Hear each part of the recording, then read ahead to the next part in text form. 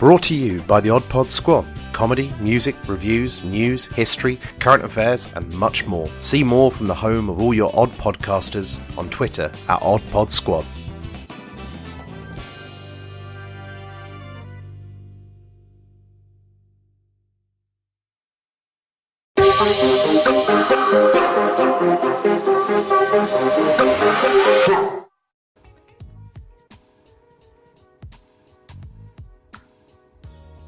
Hello and welcome to another episode of Never a Straight Answer, the podcast that aims to cover a wide range of topics from conspiracy theories to popular culture and news. I'm Gaz, and joined in the studio, as always, I've got my co-host, Mr. Tower of Terror, Taylor. Yeah, hiya fella. Yeah, I forgot which button to push. Hey. That's more like it. I like it. Bring it on. I know, yeah. What are we going to do when we have to give this back? I don't know. We'll have to get an audience or something. I know we actually have to get a live studio audience. Yeah, it's actually quite nice. So yeah. Hi Taylor, how's it going? Yeah. You all right? How's it? Not good week? No, sad week. Sad? Oh, yeah. Why go on? Why? Yeah. What's happening? I had a couple of funerals this week. Oh so. God, yeah. Well, fucking sorry to hear that, mate. So everything go well though. Yeah. They both went very well actually. Do you know what? I don't want to be disrespectful or anything, but do you know when people always go, oh, you go to a funeral, they put a nice spread on. Yeah. Yeah. Did they put a nice spread on? Yeah. Sure. They did put a nice spread on. You can ask for it, can't you? You know what I mean? But all around, both of them were good and. Oh, nice one! I'm glad everything went well for you. I've just been working really. Working hard as usual. Working hard as usual. Had a bit of kind of, I don't know what, I came down with something right over. I finished recording the show last week. Yeah. Sunday. Felt like I had the flu or something. Came down really bad with something. But then I had work commitments, so I ended up just working through work. Yeah. Just doing it. So you just work through it. And then, by kind of like towards the end of the week, started feeling better now? Yeah, but I was like quite busy as well, because like I was doing a few personal projects, so I've been working on something. That's for the show and for the podcast. So I've been working on something that we'll probably reveal a bit later on. Yeah. So got loads of stuff coming up. We've been thinking up of ideas of what we can kind of do. Yeah. Later on in the coming months. It's been a kind of productive week. Yes. Even though I wish I could have got a bit more done. But like, yes, but do you know what? Certain things get in the way. So to be fair, sometimes you surprise yourself, don't you? How much you can get done in a day. Oh yeah. Oh yeah, got put the effort in. Just head down, do. It'd be done. Yeah. So welcome to the show, everybody. Yeah. You, as always. The thing is, I hate this thing. You know what? It's like we use I'll tell you, because you might have wondered if you listen. We use like royalty-free music for the backing track, on the show. Yeah. And YouTube have started putting like more than usual adverts on, and it means that they kind of fuck it up. They fuck up stuff. Yeah, sort it out. So man. then we've got you're fucking up our creative flow. Yeah, YouTube with your fucking marketing.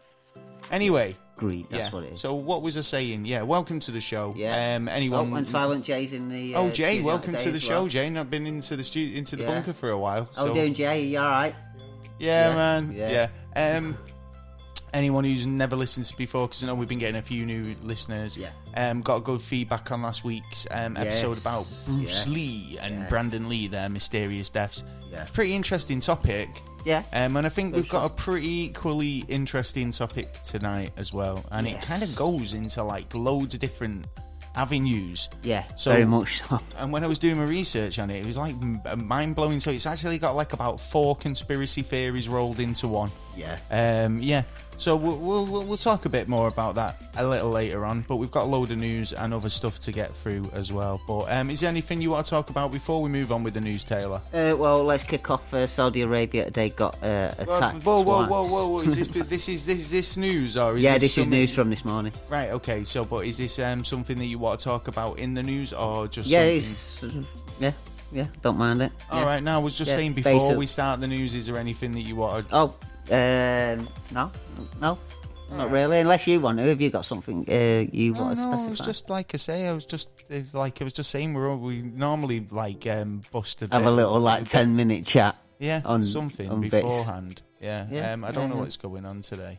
I know. I don't know what's been going on all week, actually. Having some issues. Well, I'll tell you a bit about what we're talking about tonight anyway. Yeah. Tonight's show, we're going to be talking about Walt Disney, the man who brought us so many beloved characters. But there's a conspiracy theory out there that he's actually cryogenically frozen. Yeah. Have you ever heard that? Yeah. Yeah. What have you heard about it? Well, I've heard about it. Well, we'll get into that in a bit when we get into the actual story. Because I know quite a bit. Well, yeah, like I say, it goes into a fair few different theories and other bits and pieces. Because the start now, I'm just going to jump straight into it. The fact that the cryogenics side of it is pretty interesting as well. So I'm quite looking forward to going into a bit of that and a bit about Walt and a bit about the conspiracy or the theory that Walt is frozen and a few other bits and pieces. So interesting topics. So we'll bust straight into the news because I know Taylor's going to be itching to talk about Saudi Arabia. So we'll wonder what that is. Won't be a second just getting into this because like everything seems to be freaking out on me tonight. That's technology for you. It's supposed to make things easier, but it can also make things a hell of a lot more complicated. Well, like I say, we're pretty loosey-goosey on this show, so you know. So anyway, right, we're going to jump straight in to the news.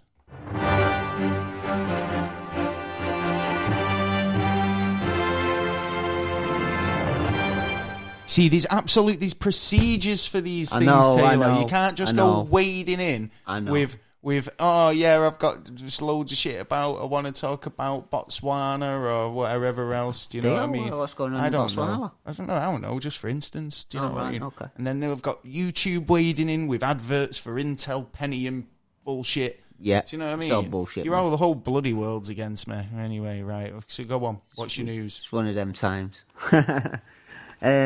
Saudi Arabia was attacked this morning. Right, go on. So what happened? By drones, apparently. Drones? It was Amazon, wasn't it? Well, I can't say. You know, there's not enough evidence as it stands at the minute. But did you not find any packing peanuts lying? Shopping labels. Yeah, go on. So what actually happened? So sorry, all jokes aside. Two oil... not rigs, factories had basically been attacked by two drones. Is this offshore? No. Like, so this is because when you say oil factories, it makes me think of oil wells, oil rigs, should I say? Oh, oil right, wells. okay, so like oil fields. Yeah, I just couldn't think of the word for it. Right, okay. But basically they were attacked today. And who's the prime suspects at the moment? Some rebels are stating that Billy Idol's rebels. We're the rebels. Well, yeah, it might be. You know, you never know. Because these other rebels might be lying.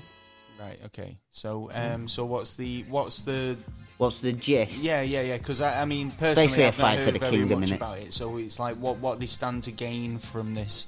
It's attack. to fight the king and basically try and get, I don't know, their rights or some kind of power. So they've always got it's another motives basic that you probably terrorised can't really organisation. just understand or kind of comprehend. Yeah, but it might not necessarily be them because apparently on 9/11, the day of 9/11, factions were told to go out and start doing this kind of things. So like start having just start attack. Right. Okay. Yeah. For just to disturb the peace, or for basically carrying on with their trier power.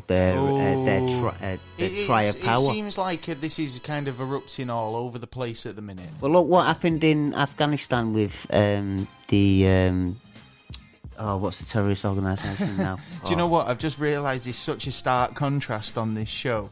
Yeah. It's like you kick off the show and go, yeah, we're going to be talking about Walt Disney in a bit, and then all of it's like, and then fucking straight off to we're starting World War III or something. It's like we got the puff piece at the end just to try and make you feel better. Yeah, it's like it's Walt Disney. Yeah. So well, we should.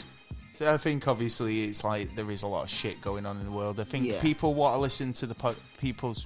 You know what I mean? Maybe I like to hope that if we can entertain you rather than bore you or kind of what's the scare you. Yeah. Don't be scared of any of this shit that we talk about. Scared. It's just it's stuff that's going on around. There's not pure stuff going on. Yeah, it made me laugh the other day because I was reading. Do you know they've brought out this yellow hammer? Right, it's kind of, you mentioned about it because I looked right back into that. Because what they called it was the best case, worst scenario.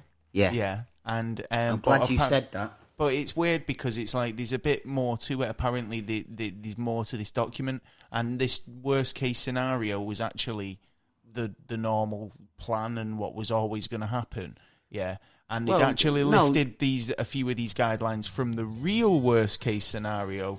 Which, I mean, again, I don't know very much about this, and I heard it off this other site. Yeah. And they basically said the same thing, that it's at this point, there's not very much information about it. Exactly. But it's like when your worst case scenario is, lack of food, lack of medicine.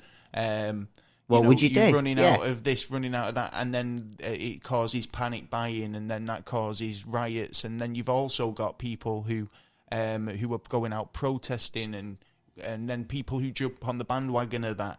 So obviously it's civil unrest. Yeah. And then all of a sudden it's escalated to a point, but when they put scaremongering but when they basically. put that, yeah, exactly, because when they put that in a brochure and say, this is the best case. Yeah, which someone would, unless they got pulled up on it. Yeah, one of the politicians would try that. Yeah. I can imagine it. But it's not the best case. No, it's the worst case scenario in which you always... It's the worst case scenario is exactly that. Power. It's the worst thing that could possibly happen. Yeah. Yeah, right. So it's like... So we know what to do I just if don't it understand does. that term, a reasonable worst case. They're just trying to pick at words, Labour and Lib Dems, and this. This is what they're trying to do to stop. What a bunch of Brexit. cunt nuggets. Yeah. Anyway, fuck 'em. They're just trying to stop Brexit, basically.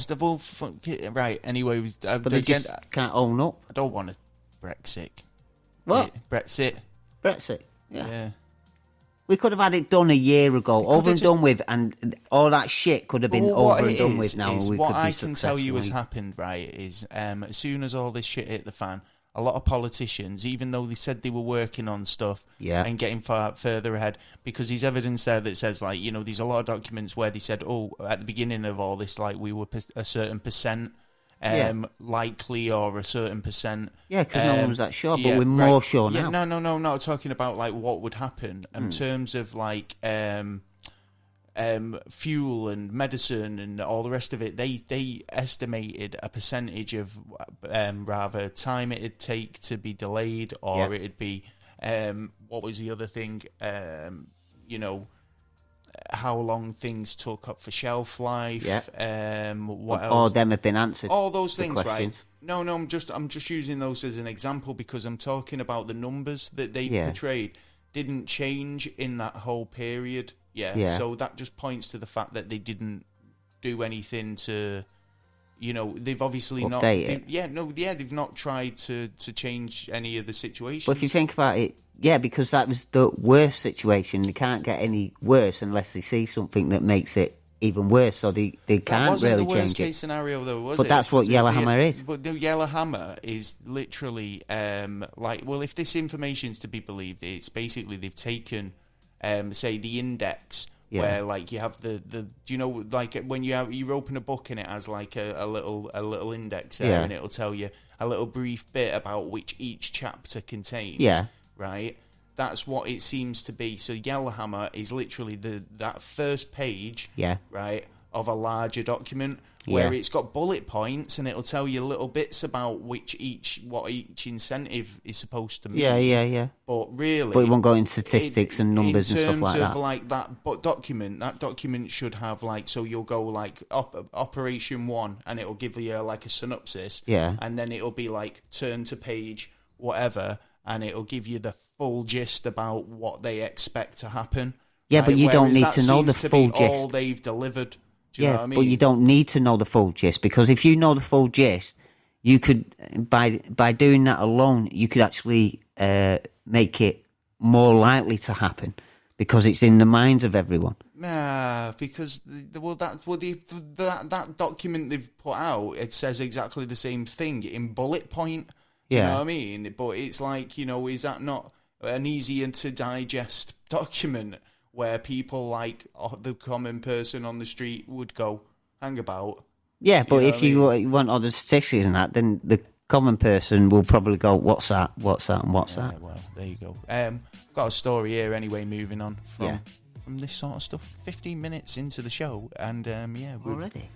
We're talking politics. It's not worth done better thinking about, does it? Do you know we were talking about Nostradamus the other week? Yeah.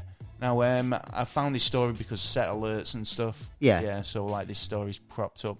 And it's a Nostradamus prophecy. Yeah, that basically an asteroid of a deep impact sort of proportions is predicted for 2069, claims Nostradamus. Okay. So an asteroid. He was always wrong on his numbers.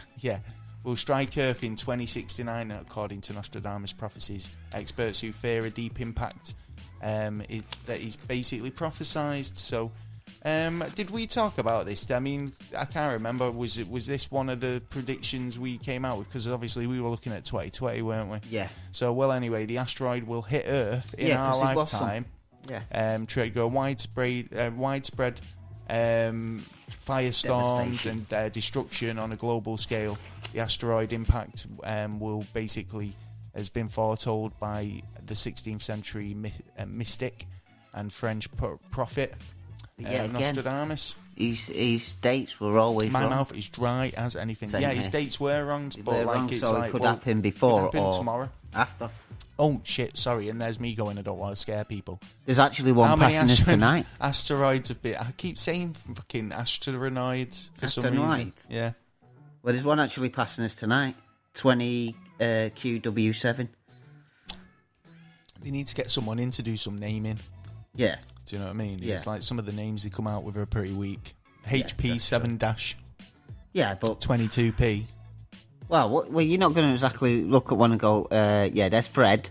He's just passing Barney. Yeah, well, that's what you should be naming it There's after the Bungle. person who actually discovered it, really, shouldn't you? So if it's called Bernard, then it should be called What Bernard. about 3 Daves? Yeah, but you've got what I mean? you've still got surnames and middle names What, to Dave work with. one? Or you could just use, if you get the choice of what you can call it, you could call it fucking, I don't know. Let's you don't just have say, to call it after, after yourself. Let's just say everyone gets a fucking... I'm sorry, I perked on the air there. I do apologise. You did? Yeah, He did. You did. Fucking and, tramp. I'll allow it this time, you tramp. Fucking scumbag. Yeah, man. But, there's always a fucking asteroid passing us at the moment. There's 3 massive ones that are going to be passing us, but they don't I told you, state that it's like literally 3.3 million miles away. Since they decided that they were going to introduce that close to Earth defense network thing. Yeah. And ever since then, they've been like, "Oh, look, there's an asteroid. Oh, look, there's another asteroid." Well, they've been asteroid doing it for a little longer than comet that. Or whatever. It's 90. I think it was 96 that made him stand up and look. It's been really like prominent. Yeah, it's been proper. Like they've been putting loads of money into. It's like when you consider all of the crap that we've pumped out into the outer lower Earth atmosphere. Yeah. Right. If you look it up on Google, do a Google search on this and just put like satellite and debris in space around Earth, a picture will come up and it'll just be like blow your mind. Yeah. The amount of crap. So it's like even if like we were quite a quiet planet, and a UFO happened to come past and saw all that shit just floating around this planet, they'd go, something going on down there. You tramps, what the fuck are you doing? I know, it's like with the intergalactic fly tippers of the universe, it's like we just go, you'll just see like us flying off in like little spaceships dumping 3-piece sweets on the moon. It's one way to get fucking rid of the plastics and shit, you know what I mean? Here's our shit, we'll throw it out in space. Oh yeah, because we're all so concerned about our planet, but what about the cosmic balance of the universe? I mean, it's like, do you think that the universe has a sort of a balance that we can't go around fly tipping in the middle of space. Exactly. Do you know what I mean? But we're You'll not feed that bothered big about black hole that. in the middle of our galaxy. So, yeah. That's getting hungrier. Sort your priorities out, NASA. Yeah. Go and collect all your rubbish. Yeah. Otherwise, you're getting Well, fined. it's not just NASA. I'll send you a fine. It's Europe as well. Why? And Yeah, China, and that Russia. Europe. Got fucking enough bones to pick. Now Israel, and then you got... Oh, look, you see, there's that prediction I was talking about, Nostradamus 2019 predictions about Donald Trump as well. That was being listed next to this story. All right. Well, I was telling you about it, weren't I? And you were like, oh, right, I'd not heard about that one. Yeah, no. Yes. Never knew. Talked about the fella. I never knew. Well, probably wasn't Donald Trump, like, No.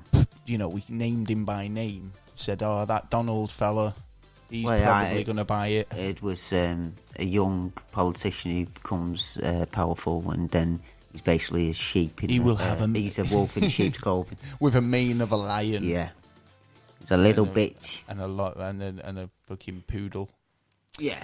I thought it was going to be blame himself. Have you got any stories or any news? Fuck me, YouTube. You are fucking milking these adverts. I'm not being funny. Yeah, right. You know you've got to make a few quid, but Jesus, I might have to consider an alternate source of backing track. Well, yeah. To be fair, it's because a lot of them went out, didn't they? Loads of companies pulled out. What? So they had to double up on the ones that they had. Because people who were putting stuff on YouTube was 95% of their profits dropped because what was it? It was a guy who worked for the papers. It probably wasn't family friendly.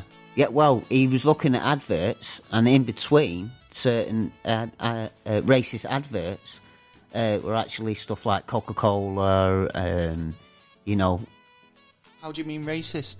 If you used to put like racist programs on, maybe about Nazism and stuff like this, he was watching them to see what the adverts were in between. You know, like we get adverts like targeted marketing, but they were actually they were actually blatant, like Volvo buy this. You know what I mean? So.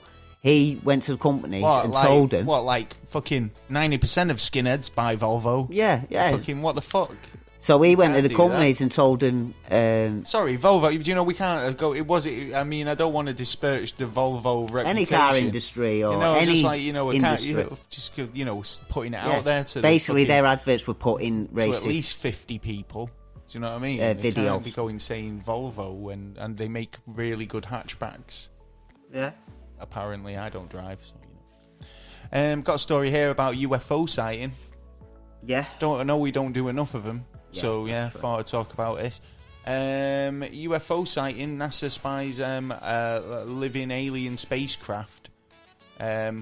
Basically, shoots out of the sun. So they've got video of this as well. Not for the first time. The UFOs crossing the sun in a satellite image, and it sparked controversy and a frenzy. So, controversial alien advocate Scott C. Warning took to his etdatabase.com blog about an alleged evidence of an alien UFO. He said this was a unique UFO as this image has not been cropped out. The UFO, it's actually an alien object, really in shape this way. So what was it? So what did it... So, I mean, the video... sketchy, anyway. But, I mean, like you said, there's a lot of these hanging around the sun, and I think we've talked about this, about them sucking out plasma and stuff like that, haven't they? Because size of planets. But at the moment, like the sun is, obviously... It's supposed to be on its quiet cycle at the moment. Yeah, but is it? Well, no, because there's actually dark spots been spotted, haven't there? Well, this is why this has been found, because basically what the people have been kind of obviously watching the sun, and they spotted a solar anomaly, and transformed into a negative format on a closer look, and then highlighted the anomaly. Basically, didn't look like it should be there. And they said that it looked perfectly smooth, couldn't even see a bump along it, and it gives you some thought about aliens and alien organisms. So I mean, it's like as well, you've got to think if it's rather their technology so good that it can kind of withheld the heats and the power of the sun. Yeah. Or they're so strong or live on a different sort of spectrum that they can survive those harsh conditions. Well, yeah, and I'm thinking more like, what about space travel, time travel? Fucking time travel, don't, because we've got a lot of time. So we've got a lot of talk about time travel coming up. Because there is the theory of like time travel by using the sun. How? Oh, you pop into the sun to wake up in the 80s? Yeah, if you could get into the sun, it's sort of like a gateway. What, like it's a gateway? Yeah. Explain. Come on, you're going to have to explain this one to me. Well, look what, like that picture showed that something come out of the sun or went into the sun, and there's quite a number of these objects being spotted over so what, a they number could be of being years. catapulted out of the sun? For all we know, they're us in the future. Coming back? Yeah, coming back. Through the sun? If we found a way that we could use the sun to be able to time travel. Or, crazy. Because I don't think it's anything to do with going from one part of the universe to the other. I think it's more time travel-ish because on doing stuff like moving certain areas of the universe, then it's wormholes mostly. Oh, I've just spotted this. Sorry, I do apologise, but I just spotted something about Carol Vorderman. Oh yeah. And Carol Vorderman's countdown bombshell causes a stir. What? I don't she was know. lying on there. I don't know what it is. Do you want me to have a look? Yeah, go on then. Everyone likes a bit of Carol Vorderman. Let's have a look. We interrupt our regularly broadcasted transmission to tell you what's going Breaking on news with Carol Vorderman. Carol. Carol Vorderman countdown bombshell causes stir with new look. How old's this story? So shit. Carol Vorderman, who became a household name in Countdown, sent Twitter followers into meltdown today when she unveiled her new look. Oh, fuck that. Do you know what? I thought it was going to be something interesting. Which paper from? I hate this. It's like what constitutes Express again. What constitutes as causing a frenzy? Yeah. They're these days really bad at it. It's the like Express or the Daily someone Express. Someone sent a fucking tweet and it caused a frenzy. Yeah, because every time I get something off them, it's something like, it's going to happen, it's been guaranteed that we're going to get hit. And it was like, bang, right, what's this? And you're here, and it's like 3.3 fucking million miles away. If you've listened to the show for a while, yeah, there's a certain people who I don't like to talk about, yeah, right, who are a really stupid YouTube channel, yeah. And the Express seem to back them a lot. Yeah, right? I know you. Now, and I'm going to tell you who they are because I think you should just stay away because I think as kind of the bad influences. It's bad, as kind of this sort of weird news and these crazy topics go. Yeah, these guys just kind of I don't know. It's just ridiculously shockingly badly done, and they don't even kind of cover stuff that's. And they can't bring any evidence forward. I've never seen any. It's all they always have claims, a lot of wild claims anyway. But the Apex TV, yeah. So if you ever see videos from them and you think you don't half make a racket when you drink, if you ever see a video from them guys, just ignore it because it's probably some sort of bollocks. Yeah, that's like one on YouTube. Kept seeing these videos and it's supposed to be like, oh, we've got aircraft with a UFO in between it, blah blah, this, that, and the other, and it has like a star in the corner with like 51, Area 51 or something, and the bullshit that comes out of it is unfucking believable. It's like, and the pictures are just even worse. It's just so shocking. Well, moving on, Loch Ness Monster. No, I'm joking. Yeah, actually Loch Ness Monster sites. There's been so many recently. They must be true. Is there any evidence? This is a story out of the Metro. There's been numerous reports and sightings of the Loch Ness Monster over the years, including scientists who believe that there may have evidence that the creature could be a giant eel. After carrying out DNA testing investigations at the lake, researchers have been taking samples from Loch Ness and concluded the list of the life that was in the water, looking at the genetic remnants. So I think what they were saying this was is... continued from last week. Yeah, well, what they were saying is that,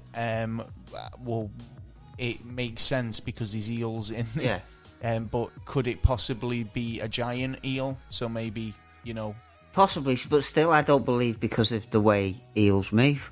No, I don't, to be honest. And to be honest, it's like, but yeah, they've been back out there trying to clear this up because there's been a bit of an uproar since last week. Yeah. Since obviously the story broke. Yeah. Yeah. There has actually been a lot of people kicking off about this because we need to find the answer. Loch Ness lovers, they're like, well, dedicated to it. We know there's eels in there. It's a fucking dark loch, yeah. You know what I mean? So, deep dark loch, should I say? So it's the been scanned. Chances are pretty much it's a dead cert, really, isn't it? But but I don't think people believe that that's the case. So do you know what I mean? But how many Loch Ness sightings do you think there's been? In Loch Ness? How many Loch Ness monster sightings have there been total? Total, don't know, about 24. 24, is that, do you reckon? Yeah. Well, according to Loch Ness sightings.com website, where there's been an estimated 1,131 recorded sightings of the Loch Ness monster so far. The website has been pretty busy documenting every sighting and picture from the creature, and currently in 2019 the website claims that there's been 14 recorded sightings this year, but may consist of obviously distant pictures and well, then there's got to be something there, some kind of vague sonar recordings and stuff, but there is like people claim to have footage, but the first sighting is believed to have been over 565 AD. I know, yeah. People claim to have money, though. Don't mean it's true. So they said it was the beast at the River Ness. Yeah. So, and then obviously sightings became much more common during the 20th century. Yeah. And several recorded journals and books, and several photographs, including the well-known surgeon's photograph, which has become synonymous with the Loch Ness monster. Well, think of all them kind of sea monsters in the past that have been put on maps and that, like the Kraken or like... yeah, I was just about to say that. Yeah. So they must be...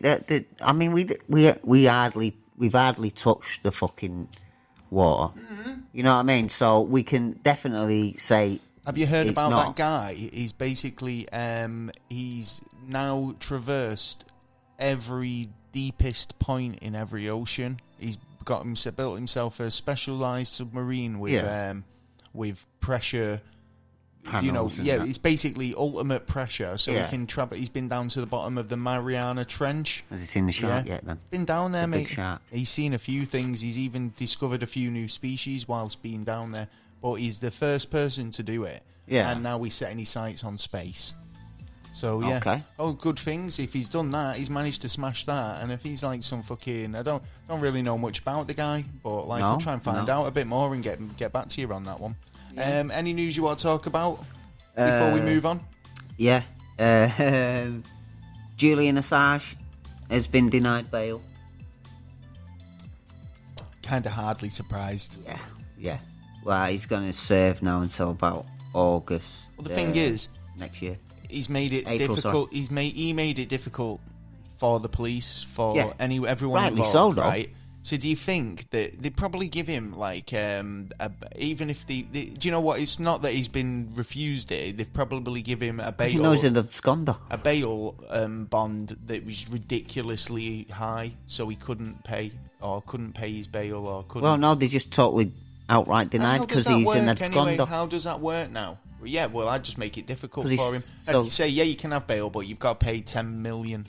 And then if you couldn't pay the 10 million, you've got to sit in jail then, haven't you? Yeah. You've got the option there, get your 10 million. Yeah. You know what I mean? Yeah, but it's easily said than done, though, isn't it, most of it, especially at the moment. You messed us about.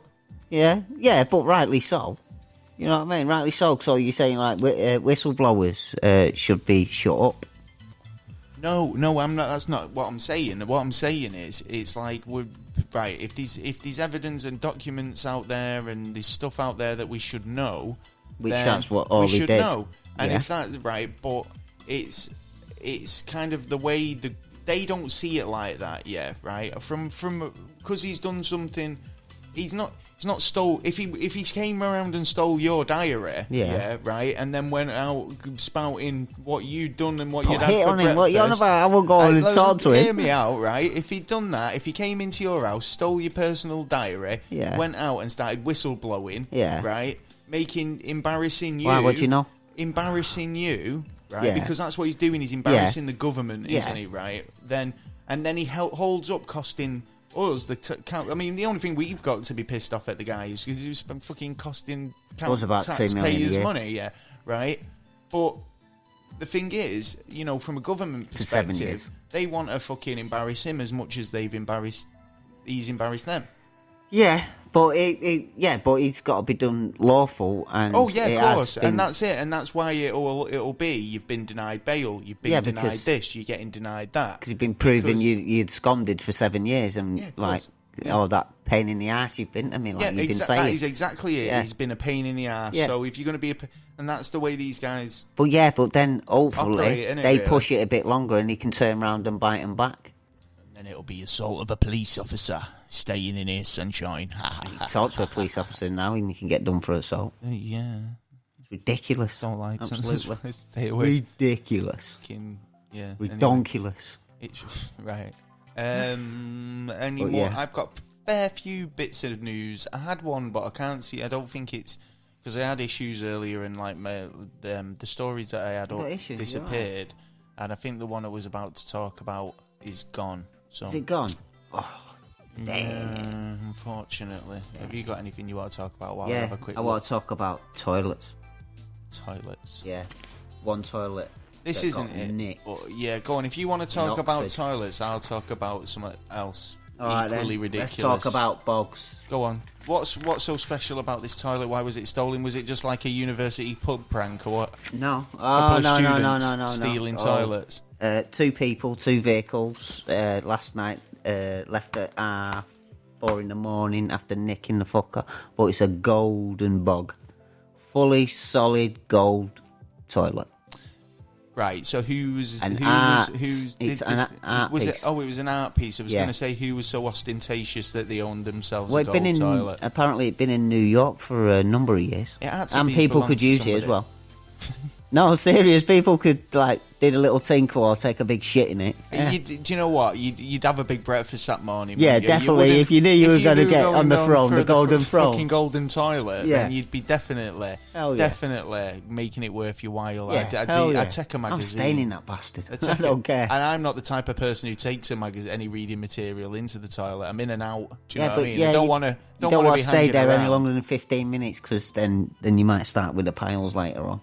Well, yeah, true that, You don't and want that's that. another reason I don't get people who kind of Gravity. take board games in with them or like Ball games? Yeah, do you know? In fact, I've got a basketball hoop in mind. Have you? Yeah, It was, 3 balls at the side. I was listening to do you know Kevin Smith's podcast? And Oh, yeah. it's Kevin Smith and Jason Mewes, and Jason Mewes basically takes his little table in with him, Yeah. and his Lego sets.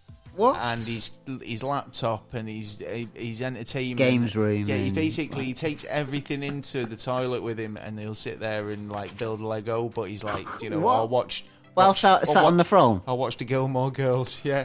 What the fuck? How long's he in there? The fuck knows? That's what I'm saying. I don't get people who go into the toilet. It's not exactly like the most hygienic place to be sitting and kind of relaxing. It's not even that. And It's then you're people taking a who... book in there with you Forget as well. that. Forget that. It's people who take food in there and eat. Oh, That is Don't be nasty. taking food in. I've That got a is story. just so I've got a nasty. story about weird food here. Actually, Yeah. incredibly rare 4-yolker egg.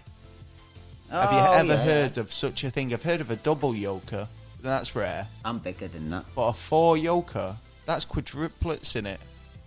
Yeah, I think so. That's crazy. Yeah, found in Morrison's.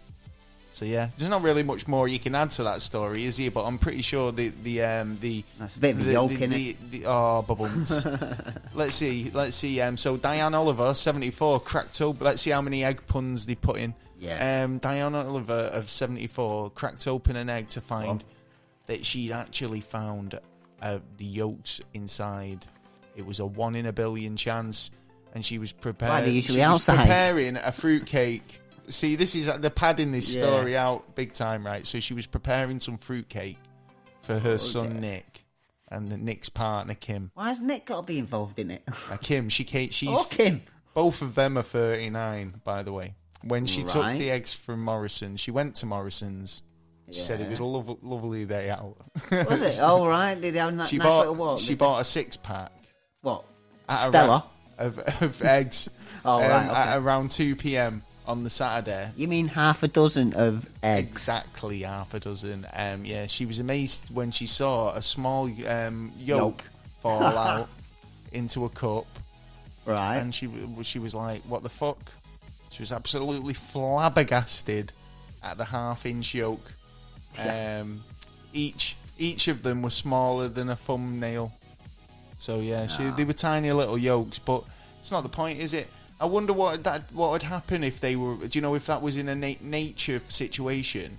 Yeah. Like, and it was let to. You got 3 portions of chicken, haven't you?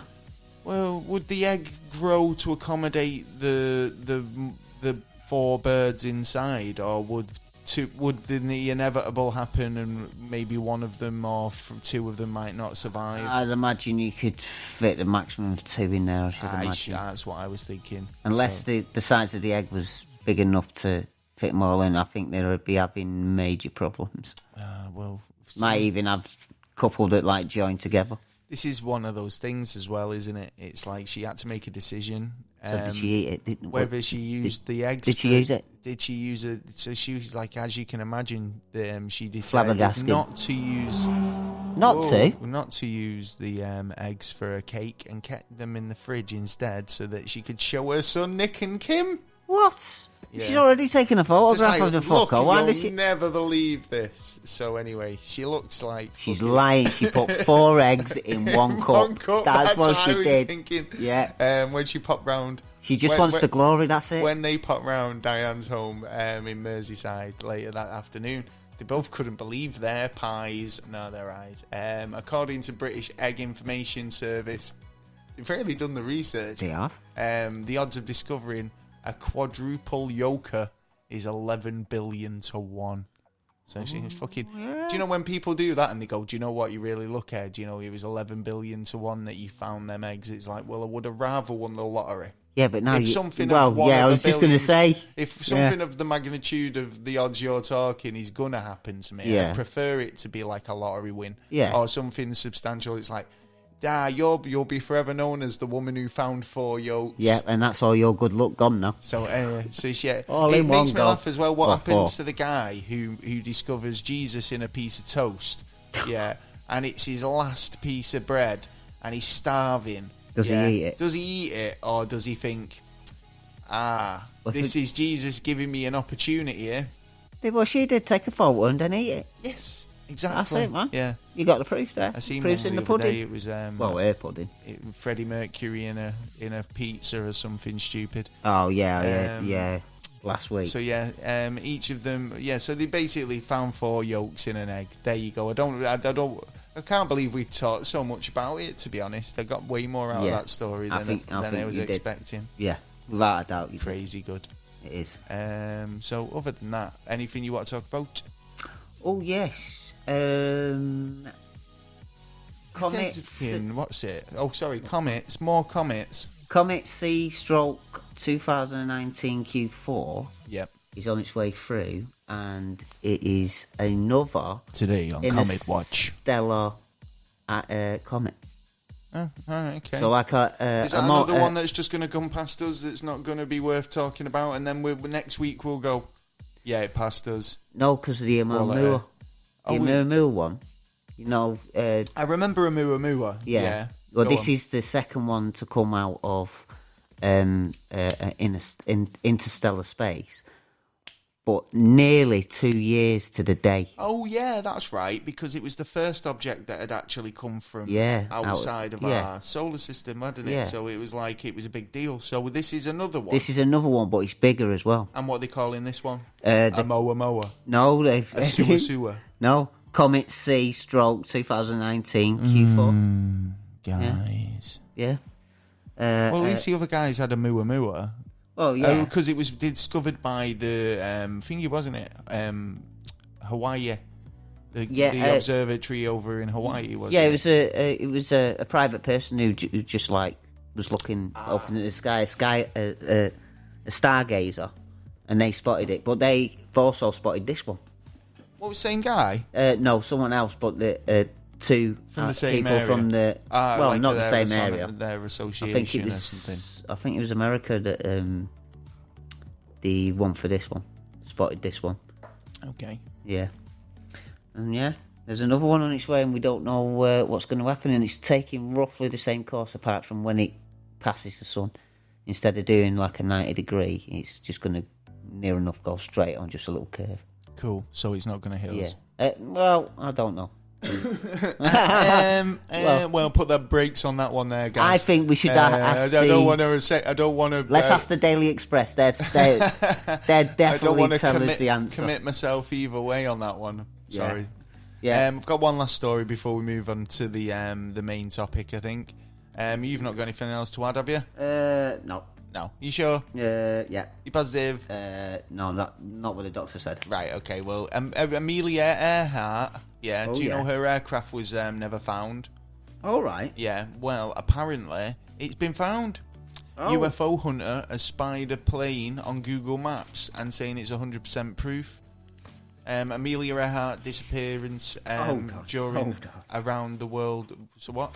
Hold on. How can you have a look at a photo and then automatically say that is 100% proof? Oh, well, we'll get into the story and see what happens in it. So this is by Tom Fish, and this is in the Express. So, you never know.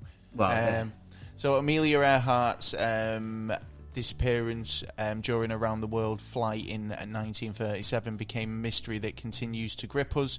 Now, a controversial UFO hunter believes that they've discovered Earhart's doomed plane in a remote island via Google Maps. So, I mean, there's people discovering stuff on Google Maps all the time. I mean, would you say that these people are true explorers? Get off your asses and go and have a look yourself, really. But on May 20th, 1937, Amelia Earhart navigator Fred Noonan left Oakland, California in their first leg of a historic round-the-world flight. They disappeared 43 days later whilst trying to locate a tiny Howland Island in the Pacific Ocean.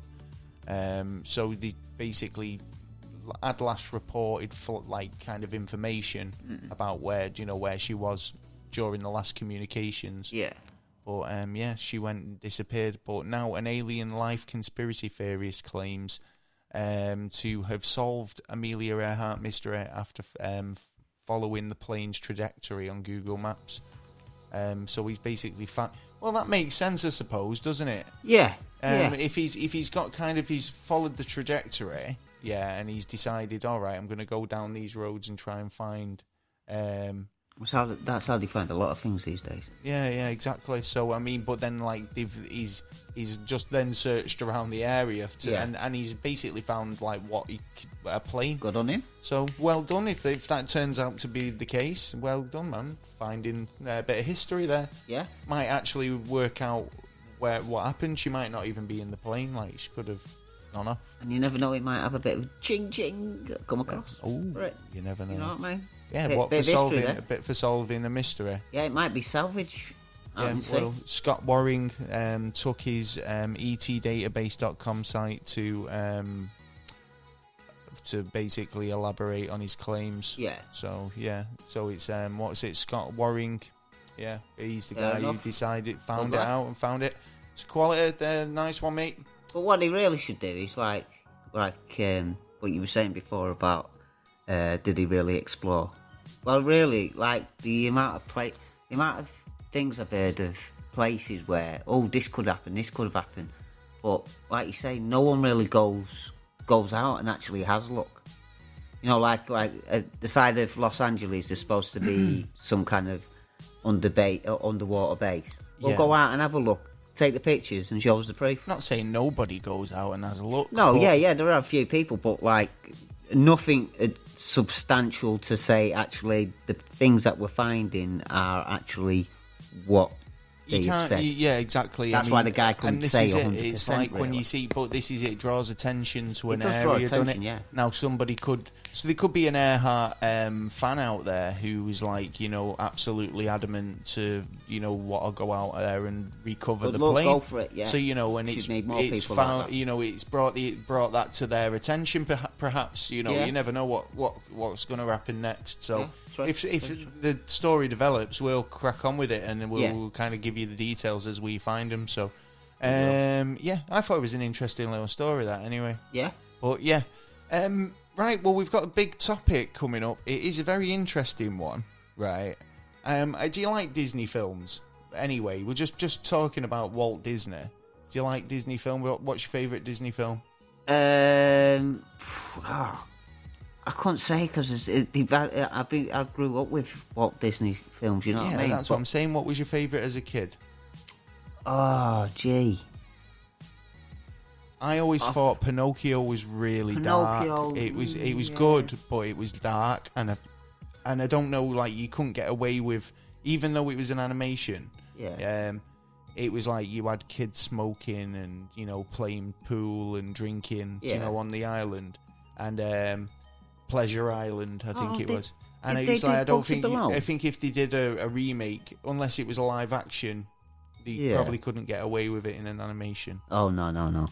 So, well, didn't they do Bugsy Malone? Bugsy Malone was quality Disney. Yeah. I'm not sure if it was Disney, that, to be honest. I'd have to look into that. But they've done so many films, and there are even films out there that you wouldn't even think it was done by Disney. Yeah, totally. Especially nowadays. But the thing is about Disney films as well, it's like a lot of them brilliant are like public domain stories. Yeah. So, like, you know, they do Tarzan.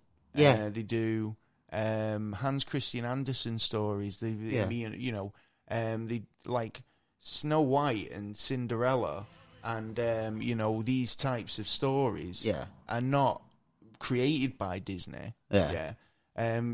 Even Mary Poppins, you know, isn't a creation of Disney. It was written by an author who wrote it as a book, and then Walt Disney wanted to kind of adapt it. Yeah. So it's like even still do that going to this into the topics we're going to be talking about tonight. Frozen is a big one, and we were talking about Frozen a bit later on, but the fact that let it go. Come on, just let it go. I know, yeah.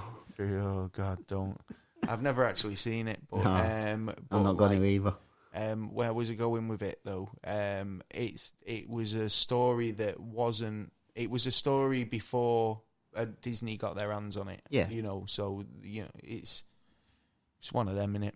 Yeah. I think they're very good at kind of family fun and films, family entertainment. Yeah. And I mean, everyone goes, "Oh, give you credit for the Disney franchises now," and you know, all the franchises that they own, like Marvel and Star Wars. I don't like it. I can't, just because it's under they're owned by Disney.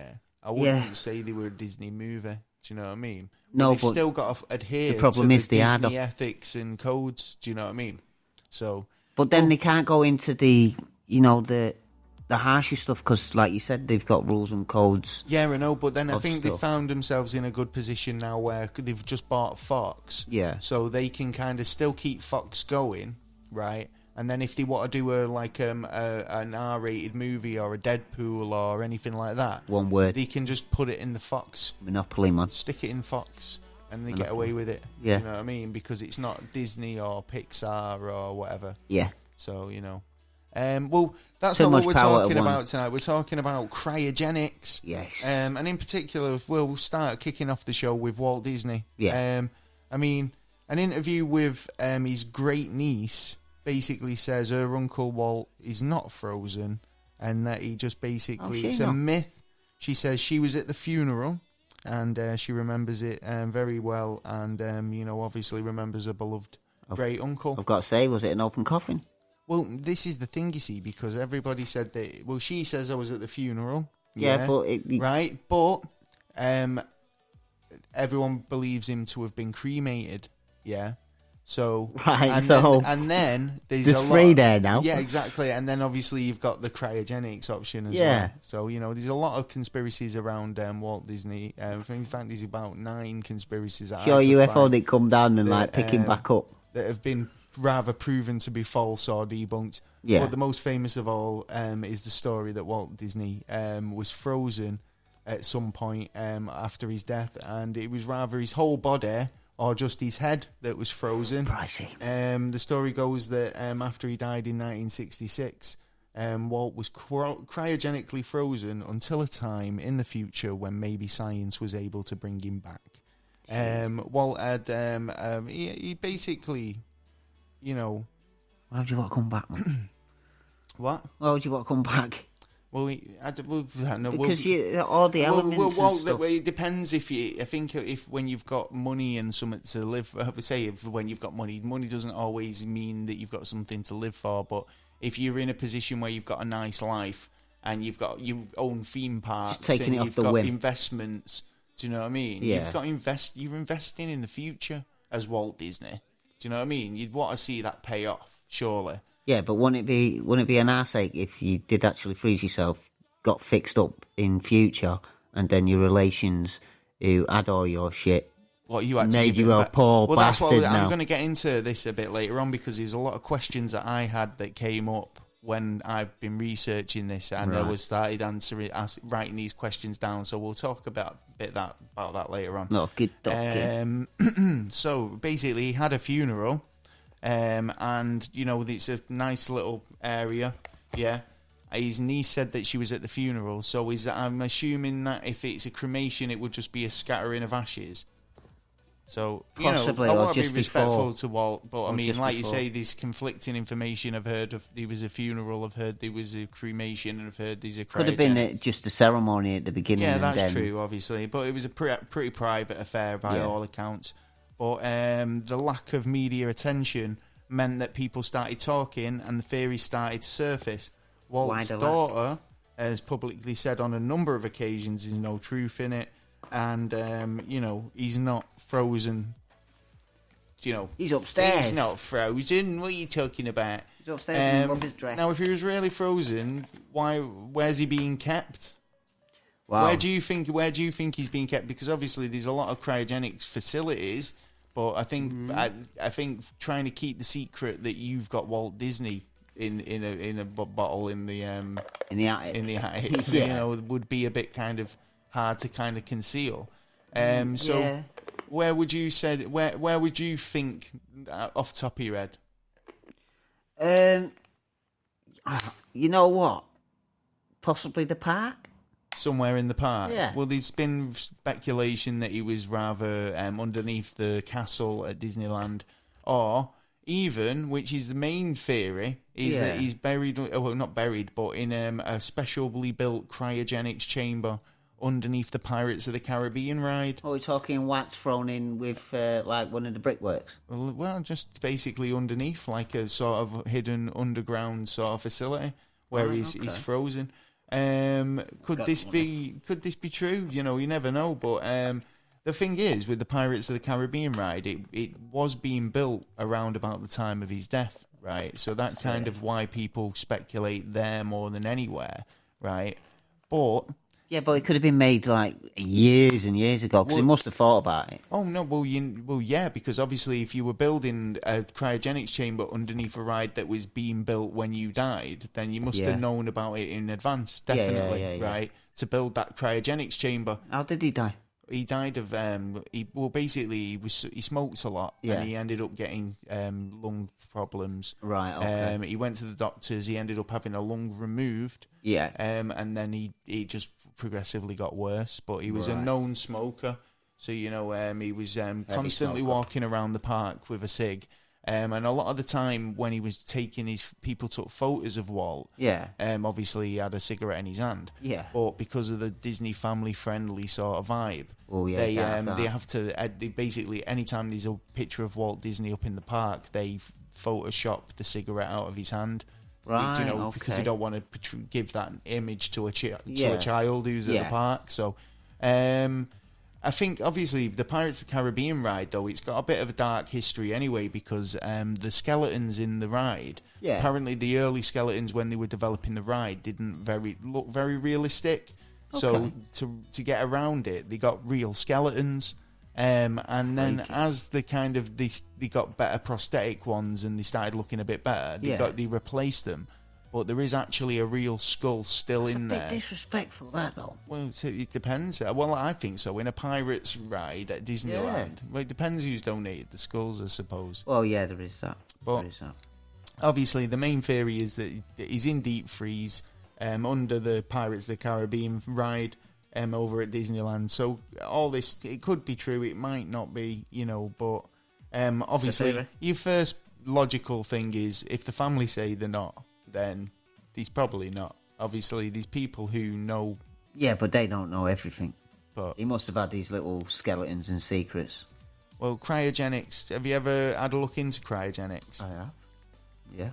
Well, it's for a study into the preservation and preserving flesh and bone. Yeah, flesh, bone, sort of anything that's kind of organic material. Yeah. At very low temperatures, usually around about 196 centigrade or 320.8 Fahrenheit or 77.1 Kelvin. Yeah. Most of the time, that's for human studies anyway, and most of the time you can be rather frozen the full body or just the head, and these are frozen, and basically this is supposed to slow down, the decay process. But I can't see it. Bring forth your your skepticism, sir, because I mean there's a lot of things that I'm not 100% on this, but obviously they did this. Think that it'll delay the decaying process and keep the tissue alive for an extended period of time. Yeah. As of 2014, there was 250 bodies in storage, and basically in a state. So basically in storage. Yeah. And more than 2,000 people have been basically made arrangements for the service. For when they go. Yeah. So obviously the numbers of the storage is only going to get bigger, isn't it? And that was in 2014. So obviously numbers will have gone up but by a few a year anyway. Interesting fact about cryogenics, right? In World War II, scientists and soldiers in the field noticed that metal that had been frozen at low temperatures, out in the fields and stuff like that, had more resistance to wear and basically wear and tear. Do you know what I mean? It toughened the metal, and obviously stopped it from rusting as quick. So there was so it had a property in the cold temperature to slow down, and be a lot more stronger. Yeah, to slow down like decay. The round that's coming in order. Yeah. I thought that was pretty interesting. So that's you can go and be frozen in real life. So it's not exactly like it's a science fiction, but at one point it was. Yeah. But everything was science fiction at once. What? At one time or another, everything would have been. Yeah. I mean, would you? It was one of them, and it's like you go in to get you're basically waiting for them to cure death. Yeah. It's like. It was like Red Dwarf, where he goes, death's not the handicap it used to be in the olden days. It doesn't screw up your career like it used to. Yeah. It's like, I suspect they cured death the minute we left Earth. The problem is, I think it was, I've seen that we're designed, our bodies were designed to last 60 years. Oh, right. In the past, we've lived up to about 35, and then, we've changed our structure and we've managed to last longer and longer and longer because of medicine and, less certain fighting, I suppose. Or certain medical work. Yeah, but that's what I'm saying. At a point, we only lasted 30 years. Yeah. I mean, now it's about 120 years. In future, it could be like 500 years, But surely, if we were only meant to live up to 30 years, then that's how long we were supposed to live. Well, this is it. Get the prime out of the way and then just it's all downhill from here. Why are we trying to cling on to, like, the worst years of our lives? Yeah, dribbling, you're like a baby, back to a baby, shitting yourself. I can't wait until I start forgetting who I am. Yeah. Great stuff. I know. Well, there's a few questions that come up, obviously. What about overpopulation? You cure death, then obviously then we need another planet to go on. Obviously, it means that we're not kind of like, would we have a limit on people bringing new life into the world, or would we have to stop that completely? True. Yeah. At the end of the day, it's like we can't keep trying to populate the universe, the planet, whilst curing the thing that kind of the circle of life. It's like you're cutting the circle off and saying, oh, well, we'll introduce new life, but we won't let anything leave. Yeah. You know what I mean? And not only that, you've got the concept of if you're bringing and keeping life and people never really die, then you've got that, as well as you're still going to be having like robots and stuff like that. Like, so you've got the technology involved as well. One thing that makes me laugh, right, is like, so in certain cases, there's young people who have been cryogenically frozen for reasons like they've been ill and they've decided that that's what they want to do. And fair play, because I feel for them, because they've not really had a chance at life, or like they've not really been given the opportunity to live their lives to to the full potential. Yeah, but it's these people who right. So for instance, you've got these people who were at death's door, right? They're very coming towards the end of their life anyway. But they're dying of a disease, right, or an illness. So they go or die of an illness, right? So then they go, I'm going to be cryogenically frozen. So they decide to get cryogenically frozen till the time where that disease can be cured, right? So what happens when, like, they cure him of they wake him up, all successful, they cure him of that disease, and then a fortnight later they die of natural causes? I can't see that happening. Why? Because, one, no one has ever been put under no, but this is in a highly unlikely event. They've got to die before they're allowed to actually be frozen. So if you think of it this way, once you die, you're talking about a couple of hours before you actually get frozen. But between that time, meet you.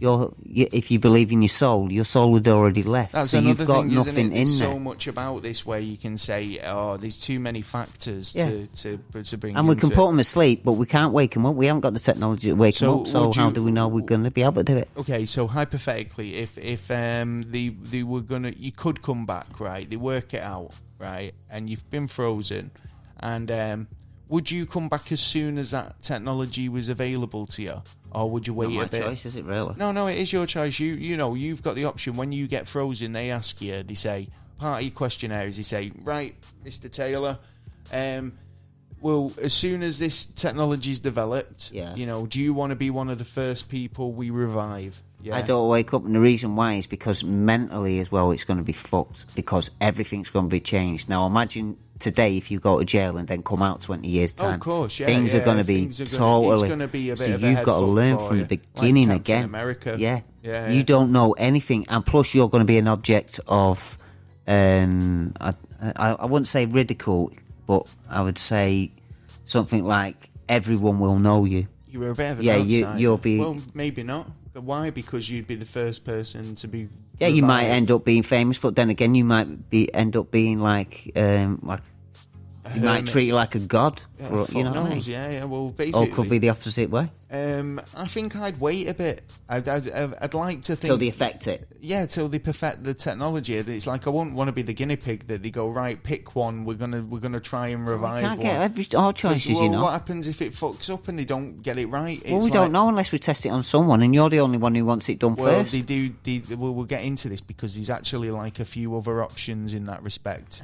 I think, yeah, in terms of like trying it out on me or trying it out on one of my colleague, fellow freeze people. Yeah. I think these options in terms of like trying to work out best ways of revival. Well, about for like cutting off finger and toes and like trying to inject them to see if what would happen. So, do you reckon Disney was frozen? Well, I was going to get into that as well, actually, like frostbite. But then I started looking into actually how they go about cryogenically freezing someone, which I've got a lot of information here on. Yeah. So we'll go into that because I thought, what about frostbite? He surely can't freeze somebody to that extent because it's like you can lose toes. Yeah. Yeah. So yeah. Famous people who have actually been cryogenically frozen, other than people. Mr. Disney. Think of Mr. Disney. Walt. I think he's called Elias. Is it Elias Disney? Or, Elias Disney. It's Walt Disney. Lion Disney. I don't know. Dr. James Bedford. He was cryogenically frozen. Who's he then? He's a doctor, famous doctor, apparently. Right, okay. Dick Clare, he was a TV presenter. Right. There was Ted Williams, which famous baseball player. Steve Rogers, obviously. And Mr. Freeze's wife from Bad Men Forever. Yeah. They're famous people. See? People I know. You know them? Well, you don't know them in a minute, do you? Because you're going to see the lollipops. Tonight's forecast. A freeze is coming. Yeah, the weather, eh? Oh, yeah. The weather. Yeah, it's supposed to be raining today. Well, going back to Walt Disney, the guy had the money. Do you know what I mean? Yeah. He had an investment in the future. Obviously, he was building stuff like his Tomorrowland and all the rest of it, and he had a vision of what he wanted to build. And obviously, if as somebody who's put a lot into the world, you know, you'd want to kind of see it through, wouldn't you? Yeah. So I mean, I think he had an interest in science fiction and science, so he was always putting on these sort of like Epcot, all this shit. Yeah. Yeah. It's all Walt Disney's vision. So I can see him having an interest and kind of, I think that would kind of interest him, to be honest. Right.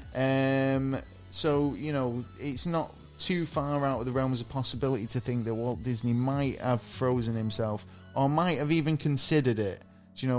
Apparently the family had contacted a cryogenic place a couple of weeks before Walt Disney's death. Right. So this is one of the rumours why it sparked off that he'd been cryogenically frozen. Yeah. Do you know when you were searching for this topic this week, did you come up with anything like you found it difficult to search? Yes.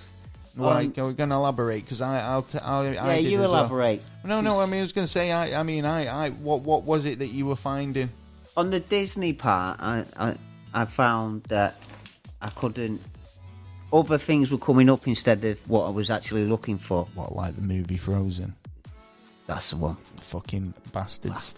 Yeah, because this is it. It's They're like there was a time. again, There was a time where if you put Google Walt Disney Frozen, it'd come up with pages and pages of tons of was Walt Disney frozen, cryogenically frozen, that sort of stuff, and then the movie Frozen come out. And it kind of fucked up the Google algorithms. Yeah. Now, believers in this story will say, and I will call it a story because at this point I can't really say either way, do you know what I mean? Whether he was, frozen or not. But people do believe, and they brought up this point that, obviously... the hiding it. The fact that it was a very good move by Disney to name the movie Frozen. Because, it diverts the attention from the rumours about Walt Disney, being frozen. Yep. Fucking how many times are you going to say frozen in this episode? Don't know, it sounds like you like it. Frozen. Obviously... Fucking Cobra Kai season 2. It's not entertainment news. What are you talking about? You've made me lose my fucking place now. So where am I up to? Right, the film Frozen. Right, so they've used the it as word a diversionary Frozen. tactic. So basically, when you type in Walt Disney Frozen, it brings up all of the, film stuff Frozen. about the Anna and Elsa, and Anna and Elsa. yeah, that's the characters. It's like I said, I've never seen it, but it's obviously in your face, isn't it? Sounds like you're a fan. Let it go, let it go. Don't like to sing that anymore. No. Right, okay. So, you'd think that by doing this, it's kind of like killing If he two did. birds with one stone, innit? Like, no, not if he did. It was like if they changed the name. Because apparently the movie was Frozen is based on a story by Hans Christian Andersen called The Snow Queen. And they could have called the film anything. Do you know what I mean? They could have called it Isn't there Snow already a Queen. film called Snow Queen? Could have called it Snow Princess. They could have called it Snow Sisters, Snow Friends, Snow... Frozen, it's a catchy name. Yeah, is it though? It's just a one word, isn't it? Right, but so they've basically called it Frozen, and I think it's probably a smart move because even if it's not true, the rumours still are out there. Yeah, and Disney want to keep family friendly and stuff, so having a mad conspiracy linked to them is probably a bit weird, in it. But then I started thinking about defrosting. Yeah. Right. So how would that affect the body? When you put a piece of meat in the freezer, obviously it's never the same when you come to crystallise. Defrost it. Yeah. And it's for those reasons exactly like what you say there. It's a case of the meat when it's frozen because basically it's made up of mainly water, and water expands when it's frozen. Crystallization. It makes crystallization, which causes the meat to kind of it breaks it down. Going to like little sharp spears. Exactly, yeah. So it's like when it defrosts, it's definitely damaged the meat. So I started thinking about how that would work, and I mean, at the end of the day, right? It's like they're not going to be able to get every bit of water out of you, so that would still happen to some extent. Yeah, because they could only control something like your veins. Well, everything else will be fucked. I was watching a bit about this. So, like I say, I've got a lot of information coming up about how the process of cryogenics. But obviously, when I was thinking about these questions came up, and it was like I kind of thought it doesn't make sense in a lot of ways. Yeah. I found this just quickly. I found this story about this guy who was found in a snowbank with no heartbeat, no pulse, and the doctors refused to give up on him and brought him back to life. He'd been out for hours, and apparently he'd been dead for a few hours. Probably had frostbite, and he was revived. He was actually brought back from the dead, but there's quite a number of them because I know one of a Canadian girl who locked herself outside for about. What was it? About 12 hours. The parents were trying to find the kid, and then they finally found her outside, full of snow, like frozen to death. They got her indoors, and they got treatment, and she was all right. She had a little bit of frostbite on the end of her toes and her fingers, but apart from that, she was all right. But then again, if you think about it. It all depends on what's in the blood because you've got animals like toads or even fish that go to depths of hibernation total. Well, it's not actually total death because it's basically your heart rate's been so slowly down, but they're trying to make that into with cryogenics. But the problem with that is you've got to be dead before. Which makes your heart stop, so then you can't. Well, yeah, because it's the procedure they've got to do to you before before you actually die. So it's really. well, this is it. If you've only paid for your head as well, then it's like you can't go in there going, right, okay, doc, take my head off and pop me in. And they're actually talking about it now using live specimens now because it's been, and God knows how many years. One thing we've not talked about is the fact that, well, you hit upon it a bit earlier on, but it's you're waking up in the future. So, would you need some sort of insurance that when you woke Who's up... Who's going to put an insurance claim? Well, no, like you... Right, okay, so these companies are trying to sign you up. Yeah. That you can, it's an option for when you snuff it, right? Yeah. So one of your options, you can rather go to a co-op fucking funeral director. Right. You could go to a cremation place. You could go to a cryogenics place. Yeah. Yeah. Right. But they're offering you not a promise, but hope of being resurrected in the future. Right. Now, what if that pays off? Right. You're homeless. You've got nobody. You've got no money in the bank. You've got nowhere to live. Right. Family don't know you. Right. Your family don't know you, exactly, right? You probably don't want to know you because you're from the future. If they're trying to tout your business, they surely have got some sort of insurance policy that, they put some money away for you. Yeah. Yeah. Where that if once you revive, by the time you get to it, that once you revive, that then you've got something to fall back on. You've got a bit of a start-up, before... Yeah, but then they'd have to be willing to change the money guaranteed as well. That's even if money stays. It might end up being credits. There's been a couple of these companies that have actually gone bust and actually had to close down. So what's happened to the inventory or the patients, as they like to call them? Defrosted out in the back. What happens if there's a power cut or an EMP or something of that magnitude? That anything could happen. It's literally like, what do you do? Just kind of switch the machines back on. Well, for me, it's the area. Pretend nothing ever happened. Because nobody would know until it comes to the crunch, time when you need to revive them. So who knows if that's already happened? Is like, never mind, and somebody's like, shit. Well, I don't think they can do it now. I don't think they can wait the people who are already They might died have some now. backup power or something like that. But if they do start, because there are countries now who actually, help assisted suicide.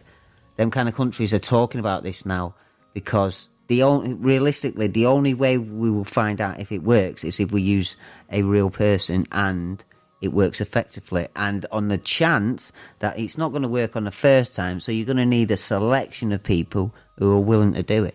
Well, Rob Endinger. Oh, God, sorry about... Rob Endinger? He's Rob Endinger, cryogenics pioneer. He died at age 92.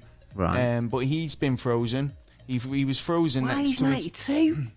Why do you want to live any longer than... Well, that's what I'm saying. It's like you're 92 years old, you get brought back to life. You're going to die in a few weeks. Your dick ain't working. You know that's what I mean? What's going to happen? Would you be brought back in a younger state, or would you think...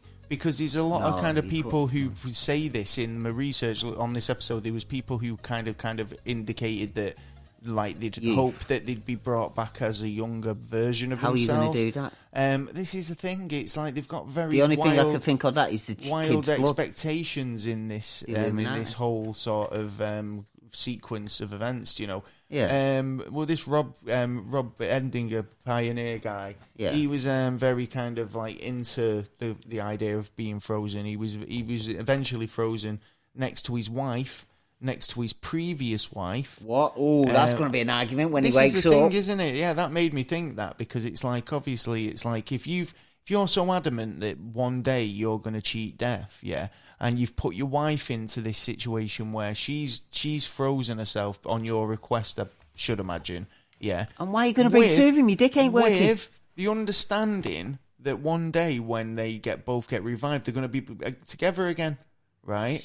So why is he then going to marry another woman? And say the same thing. And said the same thing to her. It's like, what happens when... I like to be on the fly on that What happens when it does all fucking, like, I'd like to see cryogenics pay off, just so we can see him get his fucking comeuppance. The cheeky bastard. Yeah. And to make things worse, he's got his mother there as well, so when she revives, that's a family row, that. In it, so he's got his sons basically on board with it. He's running the business now, and with his wife's on board as well. She'd be happily to be frozen next to them all.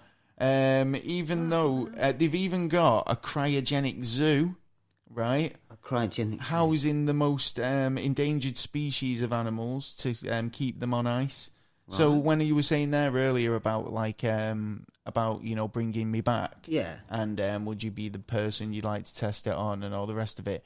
I said there's other options. Yeah. Yeah, pets. They do pets as well. So obviously you can try it out on a dog.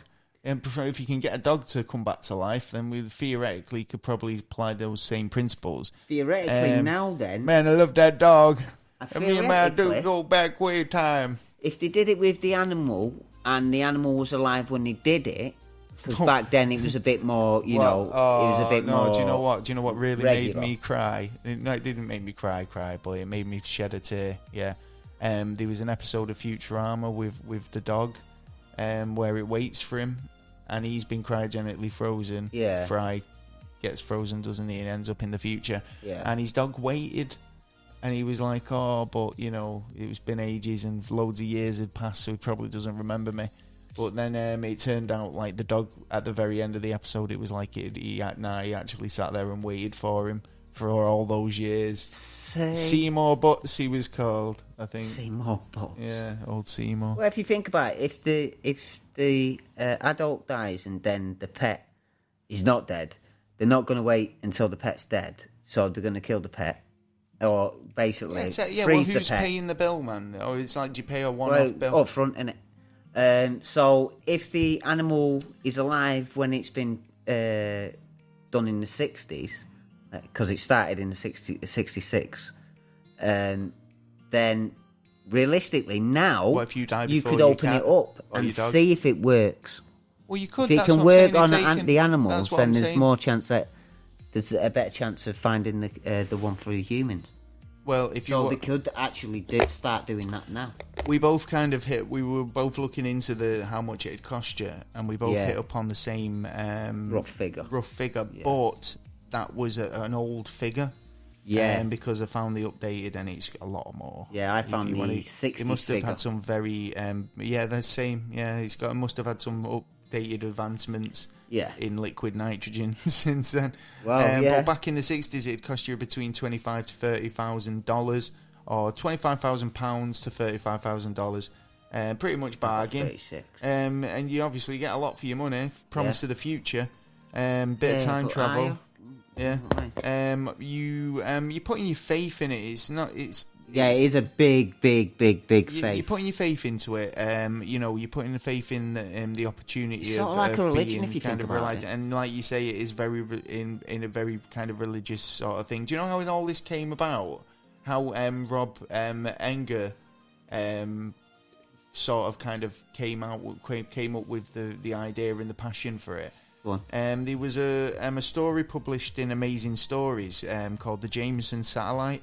Oh, yeah. And it was basically about a man who became obsessed with immortality, and he basically went and built a rocket. He basically froze himself and sent himself off into space, trying to find, hoping that an alien species who had kind of mastered immortality and the answers to staying alive forever, would kind of help him, discover that himself. Yeah. And over time, he does meet these aliens, and they basically he gets his answer. Well, he gets his answer. Yeah, let's put it that way. There's spoilers. I don't want to say. Yeah. But ever since then, he became obsessed with the idea and the concept of freezing people, or like freezing himself, to become sort of well, there's an idea that like it just needs to be pushed a bit more through the boundaries. Well, some people say he was a pioneer of cryogenics, and you could argue he was. Today's value, $80,000 just for your head. Up to $150,000 for the full body, and some people are just saying that you're paying to be part of a science project because it's not science fact, because like it's a one-way ticket at the moment. You're paying to be housed on the off chance that you might be able to be revived. It's an icicle. But nobody's ever seen it, and I was saying to you earlier, it's like all right then. This has been going since the 60s, and you could argue somebody who went in the 60s might have liked to have been revived by now. Do you know what I mean? Yeah. And they're taking this money up to $150,000 for research, but are they using that money just to keep things ticking over, or are they using that money in actual research to find out if they can Well, do actually, it, or just keeping them stored? The first person who's going to come out is supposed to be in 2045. Oh, is that when they said specifically they want to come out? The first person up to now who's coming out in 2045, apparently. Okay, and what was that story? Do you Time, know anything about them? No, there's no storyline to it. It's just the data that's come through. Who says it's not all just a con? Do you know what I mean? Well, I mean, it could be like legit. It is, but it's a con that actually could be a concept that actually turns out in the future. Yeah, like you say, it's like science fiction becoming science fact. Generally comes science facts, It does generally, sometimes, doesn't it? You know, another thing that comes into sort of play is, what about your consciousness, memories, that sort of stuff? Well, they're supposed to keep your brain... See, there's another thing, your brain cells. It's a bag of water.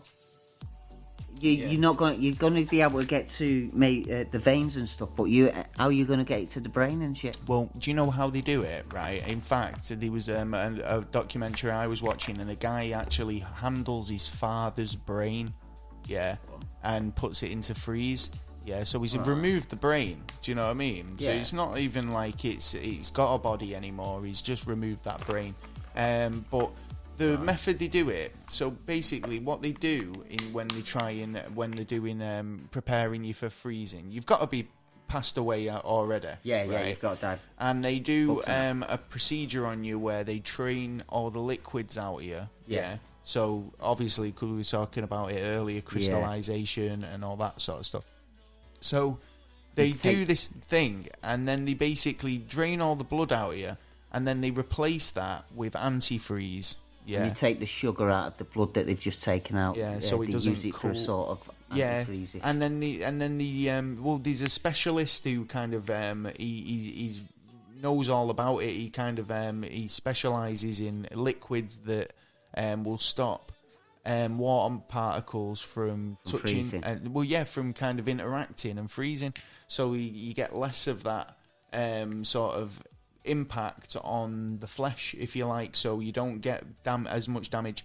But then you got to argue that, all right, then, we know that we can freeze organs, but but they all have different freezing temperatures. So one might, the perfect temperature for a liver might be the wrong temperature for a heart, and you could be damaging the heart, but the only thing that comes out of it is like the one lung or one fucking so you fucked anyway. Yeah, so you fucked anyway. The so there's way too many variables to say that this isn't legit, But I think there's obviously skeptics out there as well. I also think that, like, in between your skin and all that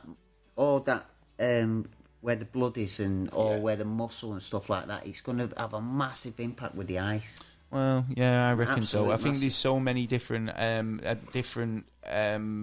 like I say, variables and to your consider bones as well. It's not just like a case of that you can't see the human body as just one thing.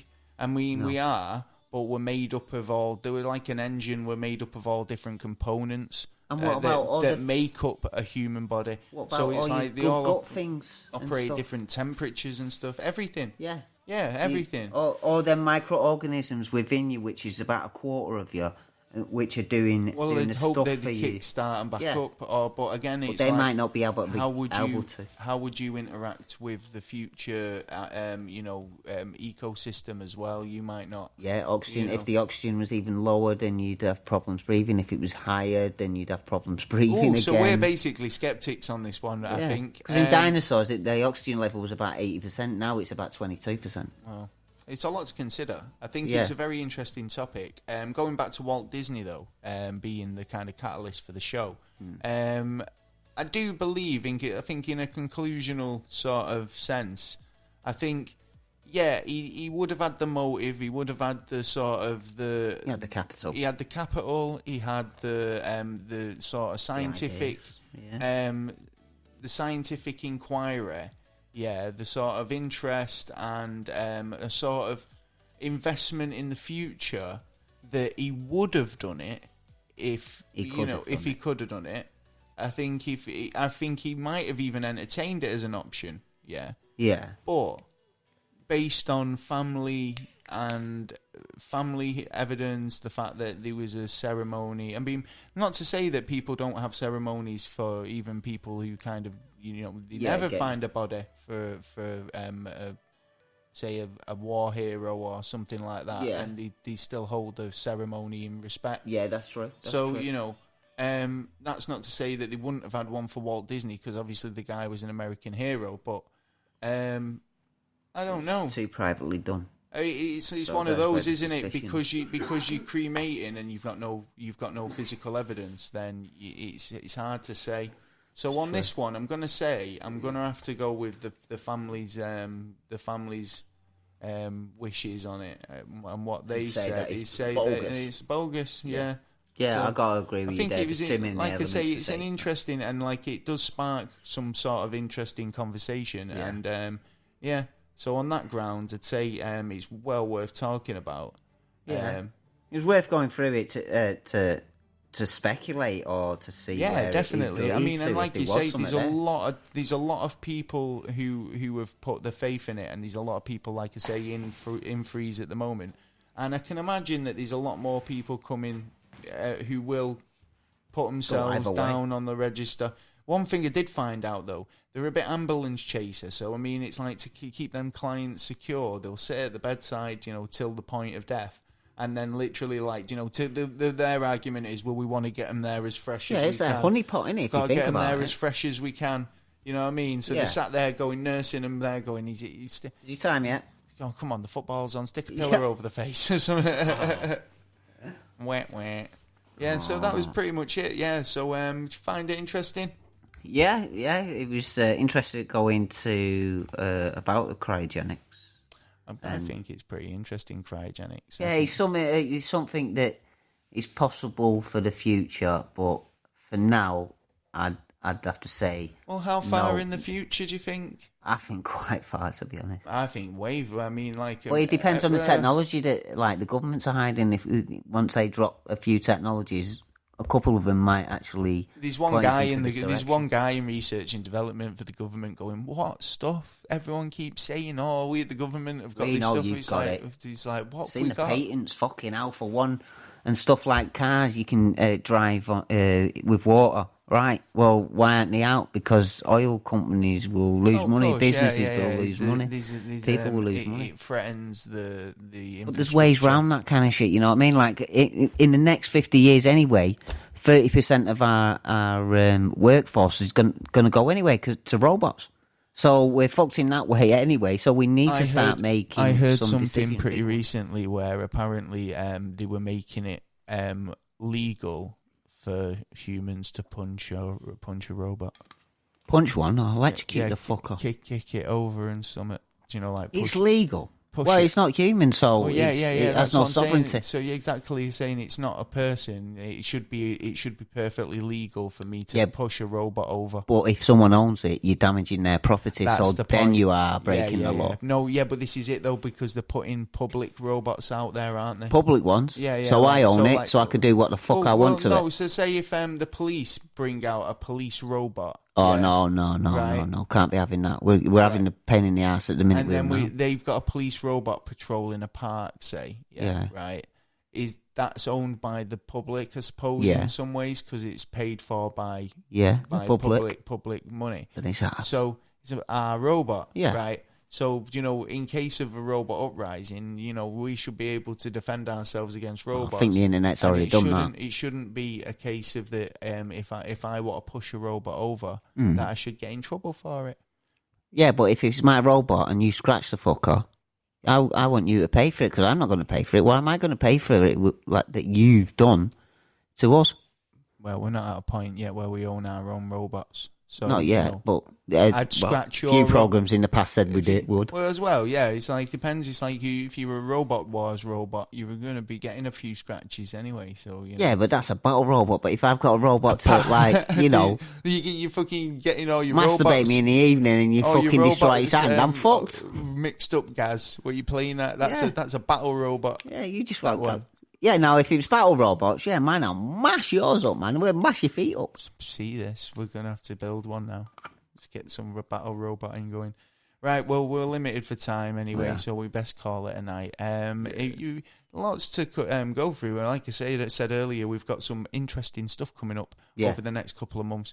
I had a really good idea as well, but it involves getting our YouTube subscribers up. So if you want to get over to YouTube, send a friend. All the episodes going up. This episode will be up in the next few days as well. Yeah. And, we want to get as many subscribers as we can.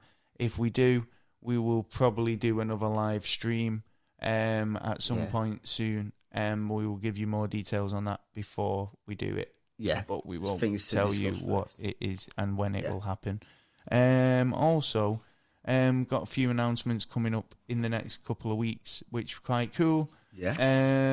If you want to discuss anything we've talked about on the show, you can get in touch with us at neverstraightanswer@gmail.com. We're available on Twitter at NASA_never and on Instagram at neverstraightanswer. You can get some merch over at Dizzy Jam. Yeah. Get yourself a cup, a mug, a t-shirt, jumper, hoodie. Oh, it's getting chilly now, so I'm going to push the hoodies. Might try and get some new designs up as well. Yeah. But you can get over to Dizzy Jam, Never Straight Answer, and you can see some of our fantastic merch. There's a link on Twitter. If you want to, if you want to become a chat on the show, be happy to have a guest. Yeah. And we can take a phone in or two. So you know what I mean? Yeah. So if you're interested, drop us a line and we will get over to you and have a chat. Yeah. What else am I missing? We're available on all the Granville. We're available on all the podcast platforms, including Anchor, Castbox, iTunes, Spotify, iHeartRadio, TuneIn Radio, all this stuff. Anywhere you get your podcast fix, we're available. We are. Ta-da! We did that just for you. Yeah. We did. We put ourselves out there, all them places, just so that wherever you were, you'd always be able to find us. Yeah. We're everywhere. Yeah, you can get me on social media on Gaz Duncan on Instagram and Twitter. You can't get Taylor on anything because he doesn't use social media. But I will be going on Twitter. I think I'll be starting that tomorrow. Because we did a poll ages ago, and thank you to everybody who voted on the Twitter poll because it was I've just got a bit of info about quickly that the main place, cryogenics place where Ted Williams, the baseball player, held it is Alcor. Al Gore, you mean? No, Alcor. Oh, right. That's what the cryogenics place is called. Right. Yeah, sorry. Just found that. Just remembered. Yeah. And I've got some shout outs. Have you got any? I have. McKell Brothers. Oh, they yeah, loved James. it for last week. Thank you. I noticed you liked us on that episode on Twitter, so thank you for that. Appreciated. Yeah. Very much. And no more. Mum and Chris. That's why mums go to Iceland. Brogaz. Brogaz. Yeah. Good. I've got a few. I'm going to give a big shout out to Gabe Brownlee on Twitter. Thanks for your support. Mr. Shirley Crabtree. Oh, yes. Working the night shift. Always listening. He's a good guy. Mr. Swoosh. Mr. Number One Patreon. That was the thing. Yeah. We'll do that after this. Yeah. I'm going to give a big shout out to the main man, Mr. Walt Disney. He brought a lot of joy to people. Do you know what I mean? He has. I never thought I'd wanted to go to Disneyland. Yeah, right. I still don't.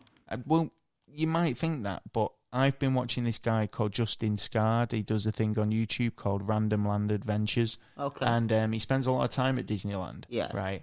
And he's very good. He knows his history. Yeah. Yeah. He's very big on Mark Twain. He's very, very big on Walt Disney. Right. Yeah, right. He knows his stuff. He went to Walt Disney High School. Yeah. Or elementary school or whatever. Yeah. He lives 2 minutes up the road, so he's been brought up on Disney heavily than most people. Yeah. Right. But he's very informative. But he's very good entertainer. He's got good videos. You know, like I say, he doesn't just do Disney. He does a lot of different other places. Yeah. Give him a shout out as well. Go and check out his YouTube if you've not already seen it. He's called Random Land Adventures, and it's Justin Scard. Big shout out to Cherry Harrison. She's a old friend, a good friend, and a listener of the podcast as well. Big shout out to Deep in History podcast. Yes. Deep in History. I promised I'd give these guys a shout out a while ago, and I totally forgot. And it's a few guys and girls who have made an independent film called Preacher 6. Go and check that out. Trailers on YouTube, and it's pretty cool for independent. Yeah. Do you know what I mean? Preacher 6. Then got a shout out to Geek Nerd. Geek Nerd Tangent podcast. Geek Nerd Tangent podcast. Yes. And it says it all, doesn't it? Yeah. Geeks, the nerds, they go off on a bit of a tangent. It's a bit like what our name is, innit? Their name is like our name. Not my name. We don't talk straight. No George. So yeah. Bungo. Patreon, man. If you want to give us give us your money. Give us your money or your life.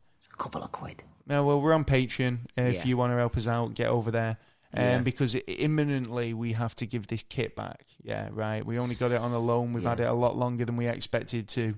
So it's going to go downhill soon until we It's going to go soon. And we need to get one of these. So if you can help us out, Then we can have phone-ins every week. And I'm going to pull out the birthday card because it's mine and Taylor's birthday's coming up. It is. Yeah, right. And we would love nothing more than our loyal fans who listen every week. Yes. Stick a quid in the pot. Just stick a quid in the pot, man. 12 quid over a year. Yeah, do you know what? If every listener who downloaded the podcast did that, do you know what? We could get two of them. I could semi-retire. Oh, right. Oh, sweet. No, not semi-retire. I couldn't even go part-time, but it'd help. Yeah. Do you know what I mean? Yeah, with all the time that... We love you. And that's why we do this every week as well. We don't do it for our health. Let's put it that way. Well, if anything, it's bad for our health. I know. No, we do it because we love doing it, and we do it because, you guys like listening. You guys listening, and, it spurs us on to make more. So, I think that's pretty much it, isn't it? Yeah. We've got some really good episodes coming up, so keep tuned for that. And the best way to do that is subscribe. Subscribe on all the platforms we mentioned. Get over to YouTube and subscribe on there if you haven't already. Yes. Because we're going to be putting up some extra content that will only be available on YouTube. Because you can't put videos on podcast streams, unfortunately. No. So there'll be a few bits going up on there. And that's it. That's the show. I've been Gaz. I've been Taylor. And you've been listening to Never a Straight Answer. We'll catch you next week. And that's peace out.